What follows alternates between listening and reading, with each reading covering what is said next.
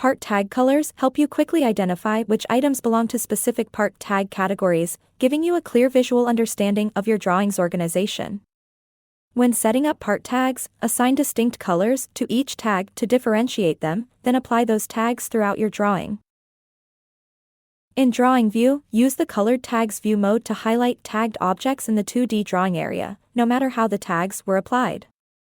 Once enabled, right-click the Colored Tags View mode button to choose which part tag category you want to highlight. Instead of their default appearance, tagged items will display in the colors assigned to their part tags, making them easy to recognize at a glance. The Colored Tags View mode is included by default in several core CET tabs, such as Wall Drawing, Architectural, Rendering Tools, and Tools. You can also add it to a custom view set. Note, there is also a Tags View mode, which shows the outlines of area tags, but it does not display items with individual tags.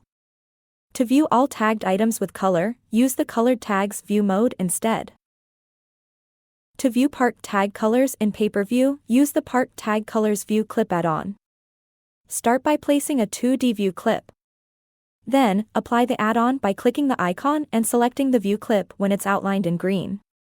Next, click the view clip again. In the Quick Properties, open the Configure drop-down, choose Part Tag Colors, and select the category you want to display. To finish the setup, place a tag's legend.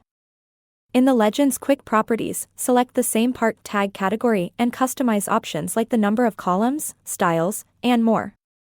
And that's it. With part tag colors, you can clearly communicate the structure of your drawing, both during the design process and in your final presentation.